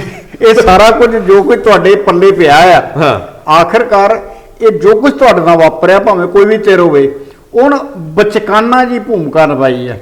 ਅੱਜ ਤਾਂ ਤੁਸੀਂ ਇੱਥੇ ਖੜੇ ਜੇ ਵੀ ਗਲਤੀ ਕਰਕੇ ਵੀ ਸਿਆਸਤਦਾਨ ਖੁਦ ਫੈਸਲਾ ਲੈਂਦੇ ਰਹੇ, ਬਾਅਦ 'ਚ ਕਹਿੰਦੇ ਮੈਨੂੰ ਨਹੀਂ ਪਤਾ, ਮੈਂ ਤਾਂ ਕਦੀ ਇਹੋ ਜਿਹਾ ਕੰਮ ਕੀਤਾ ਹੀ ਨਹੀਂ। ਇਹਨੂੰ ਕਹਿੰਦੇ ਆ ਧੌਣ ਚ ਮਾਰਨੀ। ਇਹ ਸਰਦਾਰ ਸਾਹਿਬ ਨੇ ਮਾਰੀ ਜੇ ਮੇਰੀ ਗਿੱਚੀ ਚ ਰੱਖ ਕੇ। ਗੱਲ ਸੱਚੀ ਆ ਵੀ ਅਸੀਂ ਹਰ ਤਰ੍ਹਾਂ ਦੀ ਪੋਲਿਟਿਕਸ ਚ ਬਚਕਾਨਾਪਣ ਦੇਖਿਆ। ਬਿਲਕੁਲ, ਅਸੀਂ ਕਦੇ ਆਪਣੇ ਕਿੱਤੇ ਪ੍ਰਤੀ, ਕਦੀ ਆਪਣੇ ਫਰਜ਼ਾਂ ਪ੍ਰਤੀ ਸੁਚੇਤ ਹੋਏ ਨਹੀਂ। ਲੇਕਿਨ ਹੁਣ ਸਵਾਲ ਹੈ, ਹੁਣ ਮੈਨੂੰ ਵੀ ਕਈ ਵਾਰੀ ਆਪਣੇ ਆਪ ਨਾਲ ਘਿਰਨਾ ਆਉਣ ਲੱਗਦੀ ਜੀ ਕਿ ਇਹ ਸਾਡਾ ਬੋਲਣਾ ਕਿਸ ਮਾਨੇ, ਬਿਲਕੁਲ ਇਹਦੇ ਕੀ ਅਰਥ ਆ ਜਦੋਂ ਅਸਰ ਹੀ ਨਹੀਂ ਹੋਣੇ। ਜੀ। ਸਾਡੇ ਤੇ ਕਿੰਨੇ ਕੁ ਅਸਰ ਆ? ਅਸੀਂ ਜਦੋਂ ਗੱਲ ਕਰ ਰਹੇ ਹਾਂ ਕਿ ਜੇ ਮੰਨ ਲਓ ਕੱਲ ਨੂੰ ਕਿਤੇ ਯੁੱਧ ਦੀ ਲੋੜ ਪਵੇ ਤੇ ਕੀ ਅਸੀਂ ਫੀਲਡ 'ਚ ਨਿਕਲਣ ਵਾਲੇ ਲੋਕ? ਇਹ ਹਰੇਕ ਨੂੰ ਪੁੱਛਣਾ ਪਊਗਾ। ਸਾਡੇ ਕੈਮਰੇ ਖਮੋਸ਼ ਨਹੀਂ ਹੁੰਦੇ ਜਾਂ ਹੋਣੇ ਵੀ ਨਹੀਂ ਚਾਹੀਦੇ। ਅਸੀਂ ਵੀ ਇਹਨਾਂ ਨੂੰ ਨਾਲ ਲੈ ਕੇ ਫੀਲਡ 'ਚ ਤੁਰਨਾ ਬਣਦਾ ਹੈ ਸਾਡਾ, ਕਿਉਂਕਿ ਇਹ ਪ੍ਰੈਕਟਿਸ ਜਿਹੜੀ ਲਫ਼ਜ਼ਾਂ ਦੀ ਆ ਇਹ ਸਿਰਫ ਤੇ ਸਿਰਫ ਬਨਾਵਟੀ ਹੁੰਦੀ ਆ। ਜਦੋਂ ਤੁਹਾਡੇ ਦਿਲ ਅੰਦਰ ਉਬਾਲ ਨਾ ਉੱਠੇ, ਜਦੋਂ ਤੁਹਾਡੇ ਜਜ਼ਬੇ ਨਾ ਮਗਣ, ਉਦੋਂ ਤੱਕ ਤੁਸੀਂ ਬੇਈਮਾਨ ਹੋ। ਇਹ ਜੀਵਨ, ਇਹਦੇ ਕੋਈ ਅਰਥ ਨਹੀਂਗੇ ਜੇਕਰ ਤੁਸੀਂ ਕੁਝ ਵੀ ਐਸਾ ਨਾ ਕਰ ਸਕੇ ਜਿਹੜਾ ਤੁਸੀਂ ਦਿਲੋਂ ਚਾਹੁੰਦੇ ਹੋ। ਮੈਨੂੰ ਪਤਾ ਹੈ ਪੰਜਾਬ ਦੇ ਬਹੁਤ ਸਾਰੇ ਲੋਕ ਇਹ ਚਾਹੁੰਦੇ ਆ ਕਿ ਇੱਥੇ ਕੁਝ ਬਦਲੇ। ਬਦਲਦਾ ਨਹੀਂ, ਕਿਉਂਕਿ ਅਸੀਂ ਸੋਚਦੇ ਆ, ਸੋਚ ਤੋਂ ਬਾਅਦ ਅਸੀਂ ਕੰਮਾਂ 'ਚ ਜੁਟ ਜਾਂਦੇ ਆ, ਭੁੱਲ ਜਾਂਦੇ ਆ। ਜਿਹੜੇ ਇਸ ਖੇਤਰ ਦੇ ਵਿੱਚ ਨਿੱਠ ਕੇ ਲੱਗੇ ਆ ਉਹ ਨੇ ਸਿਆਸਤਦਾਨ। ਉਹ ਸਿਆਸਤਦਾਨ ਪਾਰਟੀਆਂ ਨਾਲ ਲੱਗੇ ਨੇ, ਪਾਰਟੀਆਂ ਦੇ ਆਪਣੇ ਏਜੰਡੇ ਨੇ। ਉਹ ਏਜੰਡੇ ਸੱਤਾ ਤੱਕ ਸੀਮਤ ਨੇ। ਜਦੋਂ ਸੱਤਾ ਆਉਂਦੀ ਆ ਉਹਦੇ ਨਾਲ ਹੀ ਫਿਰ ਅਗਲੀ ਸੱਤਾ ਲਈ ਕਰਪਸ਼ਨ ਸ਼ੁਰੂ ਹੋ ਜਾਂਦੀ ਆ, ਪੈਸੇ ਜੁੜਨੇ ਸ਼ੁਰੂ ਹੋ ਜਾਂਦੇ ਆ, ਸਾਧਨ ਜੁੜਨੇ ਸ਼ੁਰੂ ਹੋ ਜਾਂਦੇ ਆ, ਕਿਉਂਕਿ ਸੱਤਾ ਜਿਹੜੀ ਆ ਉਹ ਲੈਣ ਲਈ ਸਫ਼ਰ ਬੜਾ ਮਹਿੰਗਾ ਹੈ। ਅਸੀਂ ਚਾਹੁੰਦੇ ਆ ਕਿ ਪੰਜਾਬ ਦੇ ਵਿੱਚ ਕੋਈ ਨਵੀਂ ਮੂਵਮੈਂਟ ਆਵੇ। ਫਰਕ ਤੇ ਇੰਨਾ ਹੀ ਆ ਕਿ ਵੋਟ ਪਾਉਣੀ ਆ, ਵੋਟ ਪੋਲ ਹੋਣੀ ਆ। ਵੋਟ ਦੀ ਪ੍ਰਕਿਰਿਆ ਦੀ ਸਰਕਾਰ ਜ਼ਿੰਮੇਵਾਰ ਆ। ਜਿਹੜੀ ਵੀ ਸਰਕਾਰ ਆ ਉਹਨੇ ਖਰਚਾ ਕਰਨਾ ਹੈ, ਆਮ ਬੰਦੇ ਦਾ ਕੋਈ ਖਰਚਾ ਨਹੀਂਗਾ। ਲੇਕਿਨ ਜੇਕਰ ਵੋਟ ਪਾਉਣਾ ਹੀ ਜਾਣਾ ਅਸੀਂ ਤੇ ਉਹ ਅਸੀਂ ਠੀਕ ਤਰੀਕੇ ਨਾਲ ਡਿਜ਼ਾਈਨ ਕਰ ਲਈਏ। ਛੱਡ ਦਿੰਦੇ ਇਸ ਗੱਲ ਨੂੰ, ਤੁਸੀਂ ਸਿਆਣੇ ਹੋ, ਅਸੀਂ ਕੌਣ ਹੁੰਨੇ ਆ। 2022 ਚ ਸਾਨੂੰ ਆਸ ਬੜੀ ਸਰਦਾਰ ਸਾਹਿਬ, ਜਿਹੜੀ ਮੈਂ ਦੂਜੀ ਗੱਲ ਕੀਤੀ ਸੀ ਗੋਇੰਦਵਾਲ ਦੇ ਥਰਮਲ ਦੇ ਬੰਦ ਹੋਣ ਦੀ, ਉਹ ਖਬਰ ਬਹੁਤ ਅਹਿਮ ਇਸ ਕਰਕੇ ਲੱਗੀ ਮੈਨੂੰ ਕਿ ਸਾਰੀਆਂ ਸੜਕਾਂ ਤੇ ਬੈਠੇ ਲੋਕ ਨਿੱਜੀਕਰਨ ਦੇ ਖਿਲਾਫ ਲੜ ਰਹੇ। ਬਿਲਕੁਲ, ਕਾਰਪੋਰੇਟ ਘਰਾਣਿਆਂ ਦੇ ਖਿਲਾਫ ਲੜ ਰਹੇ ਜੀ। ਔਰ ਇਹ ਨਿੱਜੀਕਰਨ ਦਾ ਤੁਸੀਂ ਇਹ ਵੇਖ ਲਓ, ਇੱਕ ਜਿਹਨੂੰ ਕਹਿੰਦੇ ਆ ਨਾ ਤਸਦੀਕਸ਼ੁਦਾ, ਤੁਹਾਡੇ ਕੋਲ ਪਹਿਲਾਂ ਰਾਜਪੁਰੇ ਦਾ ਥਰਮਲ ਪਲਾਂਟ ਦਾ ਰੌਲਾ ਪਿਆ, ਉਹ ਕੀਤਾ ਜਾ ਰਿਹਾ, ਉਹ ਬੰਦ ਹੋ। ਉਹ ਕਹਿੰਦੇ ਜੀ ਅਸੀਂ ਨਹੀਂ ਚਲਾ ਸਕਦੇ, ਤੁਸੀਂ ਚਲਾ ਲਓ। ਜੀ ਦੇਖੋ ਤੁਹਾਡੇ ਸਾਹਮਣੇ ਹੁਣ ਟੋਲ ਪਲਾਜ਼ੇ ਸਾਰੇ ਨਿੱਜੀ ਕੰਪਨੀਆਂ ਦੇ, ਬਿਲਕੁਲ ਸਾਰੇ ਨਿੱਜੀ ਕੰਪਨੀਆਂ, ਜਿੰਨੇ ਤੁਹਾਡੇ ਸਰਕਟ ਹਾਊਸ ਸੀਗੇ ਪੁਰਾਣੇ, ਉਹਨਾਂ ਸਾਰਿਆਂ ਨੂੰ ਬਣਾਇਆ ਗਿਆ, ਉਸਾਰਿਆ ਗਿਆ, ਨਿੱਜੀ ਕੰਪਨੀਆਂ ਕੋਲ ਚਲੇ ਗਏ। ਸਾਰੇ ਬੱਸ ਅੱਡੇ ਜਿਹੜੇ ਤੁਹਾਡੇ ਨੇ, ਅੰਮ੍ਰਿਤਸਰ ਦਾ ਬੱਸ ਅੱਡਾ ਅਸੀਂ ਦੇਖਦੇ ਰਹੇ ਹਾਂ ਜੋ ਉਹਦਾ ਬਣਿਆ, ਅਜੇ ਤੱਕ ਨਹੀਂ ਉਸ ਕੰਪਨੀ ਦਾ। ਮੈਨੂੰ ਸਰਕਟ ਹਾਊਸ ਬਾਰੇ ਅਜੇ ਜਾਣਕਾਰੀ ਨਹੀਂ, ਸ਼ਾਇਦ ਅਜੇ ਸਾਰੇ ਨਾ ਗਏ ਹੋਣ, ਲੇਕਿਨ ਪ੍ਰਕਿਰਿਆ ਹੈ। ਸਵਾਲ ਇਹ ਹੈ ਕਿ ਰਾਜਪੁਰੇ ਵਾਲਾ ਅਗਲੇ ਕਹਿੰਦੇ ਇੰਨੇ ਚ ਲੈ ਲਓ, ਮਾਹਿਰ ਕਹਿੰਦੇ ਆ ਇੰਨੇ ਦਾ ਹੈ ਹੀ ਨਹੀਂ, ਪਾਵਰਕਾਮ ਇੰਨੇ ਦਾ ਲੈ ਲੇ। ਦੂਜੇ ਬੰਨੇ ਗੋਇੰਦਵਾਲ ਵਾਲਿਆਂ ਦੇ ਹੱਥ ਖੜੇ ਆ। ਬਿਲਕੁਲ। ਔਰ ਉਹ ਕਹਿੰਦੇ ਆ ਜੀ ਜੀਵੇ ਕੀ ਜਿਹੜੀ ਕੰਪਨੀ ਹੈਗੀ ਉਹਨਾਂ ਦੀ, ਉਹਦਾ ਉਹ ਤਾਂ ਔਰ ਦੇਖੋ ਸਭ ਤੋਂ ਵੱਡੀ ਉਹਦੇ ਤੇ ਤਾਂ ਕੇਸ ਦਰਜ ਹੋ ਗਿਆ ਕਿ ਜੀ ਉਹ ਤਾਂ ਦਿਵਾਲੀਆ ਹੋ ਚੱਲੀ। ਸਵਾਲ ਇਹ ਆ ਕਿ ਆਖਰ ਜੇ ਕਾਰਪੋਰੇਟ ਸੈਕਟਰ ਨੇ ਸਰਕਾਰਾਂ ਕੋਲ ਇਹੋ ਜਿਹੇ ਬੈਨੀਫਿਟ ਲੈ ਕੇ ਮੁੜ ਕੇ ਇਹੋ ਜਿਹੇ ਮੌਕੇ ਪੈਦਾ ਕਰਨੇ ਆ, ਫਿਰ ਮੈਨੂੰ ਤੁਸੀਂ ਦੱਸੋ ਕਿ ਜੇ ਅਸੀਂ ਕਿਸੇ ਨੂੰ ਲੀਜ਼ ਤੇ ਦੇਤੀ, ਠੇਕੇ ਤੇ ਜ਼ਮੀਨ ਦੇਤੀ, ਕੱਲ ਨੂੰ ਉਹ ਦਿਵਾਲੀਆ ਹੋ ਜਾਂਦਾ, ਸਾਡੇ ਪੈਸੇ ਵੀ ਨਹੀਂ ਮੁੜਦੇ, ਸਾਡੀ ਜ਼ਮੀਨ ਜਿਹੜੀ ਆ ਉਹ ਜੀ ਕੀ ਕਹਿੰਦੇ ਹੁੰਦੇ, ਜੇ ਕੋਰਟ ਕਚਹਿਰੀਆਂ 'ਚ ਚਲੇ ਜਾਵੇ ਤੇ ਉਹ ਦੇਖੋ ਵੱਡੀ ਗੱਲ ਤੇ ਆ, ਉਹਨੂੰ ਕੀ ਕਹਿੰਦੇ ਹੁੰਦੇ, ਅਟੈਚਡ, ਠੀਕ ਹੈ ਨਾ ਜੀ, ਉਹ ਕੇਸ ਪ੍ਰਾਪਰਟੀ ਹੋ ਜਾਂਦੀ। ਬਿਲਕੁਲ। ਸੋ ਕਿਸਾਨੀ ਦੀ ਲੜਾਈ ਨੂੰ ਇਹ ਥਰਮਲਾਂ ਦੀ ਲੜਾਈ ਦੇ ਨਾਲ ਜੋੜ ਕੇ ਦੇਖਿਆ। ਉਹ ਬਠਿੰਡੇ ਵਾਲਾ ਥਰਮਲ ਆਪਣਾ ਮਰਿਆ ਸੀ, ਸੁਣਿਆ ਉੱਥੇ ਕੋਈ ਹੋਰ ਲਾਉਣ ਲੱਗਿਆ, ਸਮਝ ਨਹੀਂ ਆਈ ਸਰਕਾਰਾਂ ਕੀ ਕਰਦੀਆਂ। ਆਮ ਬੰਦੇ ਦੀ ਲੜਾਈ ਸਾਨੂੰ ਸਮਝ ਆਉਂਦੀ ਆ ਜਦੋਂ ਇਸ ਤਰ੍ਹਾਂ ਦੇ ਕਾਰਪੋਰੇਟ ਕੰਮ ਕਰਦੇ ਆ। ਜੀ ਤੁਸੀਂ ਕੁਝ ਕਹਿ ਰਹੇ। ਲੇਕਿਨ ਉਹਦਾ ਕਾਰਨ ਤੇ ਬੜਾ ਸਾਫ਼ ਨਾ ਕਿ ਹੁਣ ਤੁਸੀਂ ਨਿੱਜੀਕਰਨ ਦੀ ਗੱਲ ਕਰਦੇ ਪਏ ਹੋ, ਇਹਨਾਂ ਦੀ ਸਾਰਿਆਂ ਦੀ ਗੱਲ ਕਰ ਲਈ, ਕਿਹੜਾ ਪੈਸਾ ਕਿੱਥੇ ਜਾ ਰਿਹਾ ਕੋਈ ਨਹੀਂ ਜਾਣਦਾ। ਲੇਕਿਨ ਸਵਾਲ ਸਿਰਫ ਇਹੋ ਹੀ ਹੋਦਾ ਕਿ ਜਦੋਂ ਸਾਰਾ ਕੁਝ ਹੀ ਨਿੱਜੀਕਰਨ ਦੇ ਨਾਂ ਤੇ ਤੁਸੀਂ ਕਹਿੰਦੇ ਹੋ ਕਿ ਸਰਕਾਰ ਜ਼ਮੀਨ ਸਸਤੀ ਦੇ ਰਹੀ ਹੈ ਤੁਹਾਨੂੰ, ਦੇ ਰਹੀ ਹੈ ਨਾ ਘਰਾਣਿਆਂ ਨੂੰ, ਵੱਡੇ ਘਰਾਣਿਆਂ ਨੂੰ, ਕਾਰਪੋਰੇਟ ਸੈਕਟਰ ਨੂੰ ਆ ਵੀ ਸਹੂਲਤ ਦੇਵਾਂਗੇ, ਆ ਵੀ ਸਹੂਲਤ ਦੇਵਾਂਗੇ।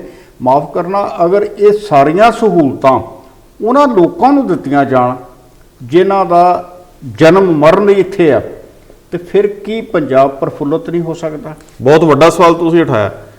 ਕਿਸੇ ਕੰਪਨੀ ਨੇ ਜਦੋਂ ਵੀ ਕਿਧਰੇ ਪੈਸਾ ਲਾਉਣਾ ਹੈ ਜੀ, ਸਰਕਾਰ ਦੇਖਦੀ ਹੈ ਕਿੰਨੇ ਜੋਗੀ ਹੈ। ਬਿਲਕੁਲ। ਸਰਕਾਰ ਇਹ ਨਹੀਂ ਦੇਖਦੀ ਵੀ ਇਹ ਕਿੰਨੇ ਜੋਗੀ, ਕਿੱਥੋਂ ਪੈਸੇ ਲੈ ਬਣੀ ਹੈ। ਹਾਂ, ਬਹੁਤ ਸਾਰੇ ਪ੍ਰੋਜੈਕਟ ਜਿਹੜੇ ਹਜ਼ਾਰਾਂ ਕਰੋੜ ਦੇ ਨੇ, ਉਹਨਾਂ ਦੇ ਵਿੱਚ ਲੋਕਾਂ ਦਾ ਪੈਸਾ ਲੱਗਿਆ। ਸਹੀ ਗੱਲ ਹੈ। ਸ਼ੇਅਰ ਹੋਲਡਰ ਮੈਂ ਕਿਹਾ ਜੀ ਉਹਨੂੰ ਵੀ ਪਾਸੇ ਰੱਖ ਲਓ ਜੀ, ਬਹੁਤ ਸਾਰਾ ਪੈਸਾ ਬੈਂਕਾਂ ਤੋਂ ਆਉਂਦਾ। ਬਿਲਕੁਲ। ਇਹ ਕੀ ਦਿਖਾਉਂਦੇ ਆ? ਪ੍ਰੋਜੈਕਟ ਰਿਪੋਰਟ ਦਿਖਾਉਂਦੇ ਆ ਜੀ ਵੀ ਅਸੀਂ ਇਹ ਥਰਮਲ ਲਾ ਰਹੇ ਆ, ਇਹ ਥਰਮਲ ਦੇ ਵਿੱਚੋਂ ਇੰਨੀ ਬਿਜਲੀ ਪੈਦਾ ਹੋਣੀ ਆ, ਉਹ ਬਿਜਲੀ ਜਿਹੜੀ ਆ ਲੋਕਾਂ ਨੂੰ ਇੰਨੇ ਦੀ ਵਿਕਣੀ ਆ, ਸਾਨੂੰ ਇੰਨੇ ਪੈਸੇ ਆਉਣੇ ਆ। ਸੋ ਸਾਡਾ ਪ੍ਰੋਜੈਕਟ ਹੋ ਗਿਆ ਜੀ ਇੰਨੇ ਦਾ। ਇਹਦੇ ਵਿੱਚ ਇੱਕ ਸੀਏ ਦੀ ਰਿਪੋਰਟ ਲੱਗਦੀ ਆ, ਹੋਰ ਕੁਝ ਨਹੀਂ ਲੱਗਿਆ। ਬਿਲਕੁਲ। ਸੀਏ ਦੀ ਰਿਪੋਰਟ ਦੇ ਆਧਾਰ ਦੇ ਉੱਤੇ ਕਿ ਆ ਸਾਨੂੰ ਜ਼ਮੀਨ ਗਵਰਨਮੈਂਟ ਨੇ ਦਿੱਤੀ ਹੈ, ਐਦਾ ਮੁੱਲ ਇੰਨਾ, ਉਹਦੇ ਤੇ ਸਾਡੀ ਮਸ਼ੀਨਰੀ ਇੰਨੇ ਦੀ ਲੱਗਣੀ ਆ, ਉਸ ਤੋਂ ਬਾਅਦ ਇੰਨੀ ਬਿਜਲੀ ਪੈਦਾ ਹੋਣੀ ਆ, ਇੰਨੇ ਦੀ ਵਿਕਣੀ ਆ, ਇੰਨੇ ਸਾਨੂੰ ਪੈਸੇ ਆਉਣੇ ਆ, ਇੰਨੇ ਅਸੀਂ ਤੁਹਾਨੂੰ ਅੰਕੜਿਆਂ ਦੀ ਖੇਡ ਹੈ। ਔਰ ਜਦੋਂ ਖੇਡ ਹੈ, ਬਿਲਕੁਲ। ਤੇ ਮੈਂ ਇੱਕ ਉਦਾਹਰਨ ਦੇ ਰਿਹਾ, ਮੈਂ ਇਹਨੂੰ ਥੋੜਾ ਕੰਪਲੀਟ ਕਰ ਦਿਆਂ ਕਿ ਜਦੋਂ ਮੰਨ ਲਓ ਵੀ ਇੱਕ 10,000 ਕਰੋੜ ਰੁਪਏ ਦੀ ਲਾਗਤ ਦਾ ਪ੍ਰੋਜੈਕਟ ਆ ਜੀ, ਤੇ ਉਹ 10,000 ਕਰੋੜ ਰੁਪਈਆ ਲੱਗਿਆ ਬੈਂਕ ਦਾ, ਤੇ ਬੈਂਕ 'ਚ ਕਿਹਦੇ ਪੈਸੇ ਆ? ਲੋਕਾਂ ਦੇ। ਬੈਂਕ 'ਚ ਲੋਕਾਂ ਦੀ ਸੇਵਿੰਗ ਹੈ। ਜਿਹੜਾ ਬੰਦਾ 20,000 ਕਮਾਉਂਦਾ ਜਾਂ 50,000 ਕਮਾਉਂਦਾ, ਉਹ ਕਹਿੰਦਾ 10-20,000 ਔਖੇ ਵੇਲੇ ਰੱਖ ਲਓ। ਬੈਂਕ ਉਹ ਪੈਸੇ ਨੂੰ, ਉਸ ਪੈਸੇ ਨੂੰ ਹੋਰ ਵਿਆਜ ਲੈਣ ਲਈ ਸਾਨੂੰ ਉਹ 5 ਜਾਂ 6% ਦੇਣਗੇ, ਅੱਗੋਂ ਉਹ 9% ਦੇ ਦੇਣਗੇ ਤਾਂ ਕਿ ਬੈਂਕ ਨੂੰ 3% ਦਾ ਬੈਨੀਫਿਟ ਹੋਵੇ। ਸੋ ਜਦੋਂ ਬੈਂਕ ਸਾਡੇ ਪੈਸੇ ਨੂੰ ਕਾਰਪੋਰੇਟ ਨੂੰ ਦਿੰਦਾ, ਜਿਹੜਾ 10,000 ਕਰੋੜ ਲੱਗਣਾ ਇੱਧਰ, ਉਹ ਜਿੱਦਣ ਦਿਵਾਲੀਆ ਹੁੰਦਾ ਉਦੋਂ ਆਮ ਬੰਦੇ ਦਾ ਤੁਹਾਡੇ ਸਾਹਮਣੇ ਆ, ਤੁਹਾਡੇ ਸਾਹਮਣੇ ਆ, ਜਿਹੜੇ ਤਗੜੇ ਘਰਾਣੇ ਆ ਸਾਰੇ ਬੈਂਕਾਂ ਦਾ ਪੈਸਾ ਲੈ ਕੇ ਭੱਜੇ ਨੇ ਜੀ, ਔਰ ਉਹ ਲੱਖਾਂ ਕਰੋੜਾਂ ਦਾ ਹਿਸਾਬ ਆ। ਫਿਰ ਉਹ ਘਾਟੇ ਬੈਂਕਾਂ ਦੇ ਕੇਂਦਰੀ ਸਰਕਾਰਾਂ ਪੂਰੇ ਕਰਦੀਆਂ, ਤੇ ਕੇਂਦਰ ਸਰਕਾਰ ਨੇ ਕਿਹੜੇ ਕਿਤੇ ਉੱਥੇ ਮੱਕੀ ਬੀਜੀ। ਫਿਰ ਰਿਜ਼ਰਵ ਬੈਂਕ ਨੂੰ ਕਹਿਣਾ ਨਾ ਕਿ ਰਾਈਟ ਆਫ ਕਰ ਦਿਓ। ਲੇਕਿਨ ਸਵਾਲ ਉਹੀ, ਮੈਂ ਇੱਕ ਉਦਾਹਰਨ ਦੇਣ ਡਿਆ, ਇੱਕ ਕੈਫੇ ਡੇ, ਇੱਕ ਕਾਫੀ ਸ਼ਾਪਸ ਖੁੱਲੀਆਂ ਸੀ ਜੀ ਪੂਰੇ ਮੁਲਕ ਦੇ ਵਿੱਚ, ਉਹਦਾ 600-700 ਆਊਟਲੈਟ ਬਣਿਆ ਜੀ, ਔਰ ਉਸ ਬੰਦੇ ਨੇ ਪੂਰਾ ਪਸਾਰਾ ਬਣਾਇਆ, ਇਹ 'ਚ ਕੋਈ ਦੋ ਰਾਵਾਂ ਨਹੀਂ, ਲੋਕ ਜਾਂਦੇ ਸੀ, ਕਮਾਈ ਵੀ ਹੁੰਦੀ ਹੋਏਗੀ। ਲੇਕਿਨ ਆਖਰ ਇੱਕ ਦਿਨ ਅਚਨਚੇਤ ਪਿਛਲੇ ਸਾਲ ਉਸ ਸ਼ਖਸ ਨੇ ਸੁਸਾਈਡ ਕਰ ਲਿਆ, ਆਤਮ ਹੱਤਿਆ ਕਰ ਲਈ। ਬਾਅਦ 'ਚ ਪਤਾ ਲੱਗਾ ਕਿ ਅਸਲ ਦੇ ਵਿੱਚ ਜਿਹੜੀ ਸਾਰੀ ਮਸ਼ੀਨਰੀ ਉਹਨੇ ਖਰੀਦੀ ਸੀ, ਉਹ ਤੇ ਬੈਂਕਾਂ ਦਾ ਕਰਜ਼ਾ ਹੀ ਨਹੀਂ ਦੇ ਸਕਿਆ। ਸਰਦਾਰ ਜੀ, ਇਹ ਅੰਕੜੇ ਕਿਉਂਕਿ ਸਾਡੇ ਕੋਲ ਦਰੁਸਤ ਨਹੀਂ, ਅਸੀਂ ਕਿਸੇ ਨੂੰ ਕੋਟ ਨਾ ਕਰੀਏ, ਹਾਲਾਂਕਿ ਹਾਲਾਤ ਇਹੀ ਹੈ। ਇਹਦੇ ਅੰਕੜੇ ਬਕਾਇਦਾ ਬਾਹਰ ਹੋਏ ਨੇ, ਮੈਂ ਫਿਰ ਵੀ ਉਹਦੇ ਪਰਿਵਾਰ ਨੇ ਕੀਤੇ ਨੇ। ਮੈਂ ਫਿਰ ਵੀ ਇਹ ਸਮਝਦਾ ਕਿ ਤੁਸੀਂ ਠੀਕ ਕਹਿ ਰਹੇ ਹੋ ਕਿ ਬੰਦੇ ਦੀਆਂ ਇਸ਼ਾਵਾਂ ਦੇ ਸਾਹਮਣੇ ਕਿੱਡੇ ਜਾਲ ਨੇ। ਬਿਲਕੁਲ। ਲੇਕਿਨ ਕਾਰਪੋਰੇਟਸ ਤੇ ਕੰਮ ਕਰਨ ਦਾ ਤਰੀਕਾ ਇਹੀ ਹੈ। ਜੇ ਕੱਲ ਨੂੰ ਪੰਜਾਬ ਦੇ ਵਿੱਚ ਇਸ ਤਰ੍ਹਾਂ ਦਾ ਜਾਲ ਵਿਛਦਾ ਹੈ ਤੇ ਫਿਰ ਉਹਦੀ ਕਾਮਯਾਬੀ ਦੀ ਕੋਈ ਗਾਰੰਟੀ ਤਾਂ ਹੁੰਦੀ ਨਹੀਂ। ਸਵਾਲ ਬਹੁਤ ਵੱਡੇ ਨੇ ਕਿ ਕੀ ਸਾਨੂੰ ਸਮੇਂ ਦੇ ਹਾਣ ਦਾ ਹੋਣ ਲਈ ਸਿਰਫ ਆਪਣੀਆਂ ਸਰਕਾਰਾਂ ਨੂੰ ਵੋਟ ਦੇ ਕੇ ਸੌਂ ਜਾਣਾ ਚਾਹੀਦਾ, ਜਾਂ ਸਾਨੂੰ ਉਹਨਾਂ ਤੇ ਬਰੀਕ ਨਜ਼ਰ ਰੱਖਣੀ ਚਾਹੀਦੀ ਹੈ? ਕੀ ਸਾਡੇ ਪੋਲੀਟੀਸ਼ੀਅਨ ਜਿਹੜੇ ਸਾਡੇ ਹਰ ਵਿਆਹ ਸ਼ਾਦੀ 'ਚ ਸ਼ਾਮਲ ਹੁੰਦੇ ਆ, ਦੁੱਖ ਤਕਲੀਫ 'ਚ ਆਉਂਦੇ ਆ, ਕੀ ਸਾਨੂੰ ਸਮੇਂ-ਸਮੇਂ ਤੇ ਉਹਨਾਂ ਨੂੰ ਨੌਕ ਨਹੀਂ ਕਰਨਾ ਚਾਹੀਦਾ ਕਿ ਤੁਹਾਨੂੰ ਬਣਾਇਆ ਸੀ ਇਸ ਕਰਕੇ ਸੀ? ਅੱਜ ਚਲੋ ਖੈਰ ਇਹਨੂੰ ਵੀ ਛੱਡਦੇ, ਇਹ ਵੀ ਹੁਣ ਬਹੁਤ ਪੁਰਾਣੀ ਗੱਲ ਹੋ ਗਈ। ਲੇਕਿਨ ਇੱਕ ਗੱਲ ਯਾਦ ਰੱਖਣ ਵਾਲੀ ਹੈ ਕਿ ਬਹੁਤ ਬਿਹਤਰੀਨ ਨੁਮਾਇੰਦੇ ਚੁਣ ਕੇ ਭੇਜਣੇ ਅਨਸਰ ਦੀ ਲੋੜ ਬਣ ਗਈ, ਕਿਉਂਕਿ ਕੋਈ 10,000 20,000 ਕਰੋੜ ਦੀ ਡੀਲ ਕਰਕੇ 10 ਸਾਲਾਂ ਬਾਅਦ ਤੁਹਾਡੇ ਗਲ ਮੜ ਜੇ, ਜੀ। ਐ ਨਹੀਂ ਹੋਣਾ ਚਾਹੀਦਾ। ਸੋ ਇਹ ਮੈਨੂੰ ਲੱਗਦਾ ਕਿ ਅੱਖਾਂ ਖੋਲਣ ਦੀ ਲੋੜ ਆ। ਅਸੀਂ ਇੱਕ ਹੋਰ ਸੈਗਮੈਂਟ ਨਾਲ ਦੋਸਤਾਂ ਦੇ ਰੂਬਰੂ ਹੋਵਾਂਗੇ। ਬਹੁਤ ਮਿਹਰਬਾਨੀ, ਬਹੁਤ ਧੰਨਵਾਦ।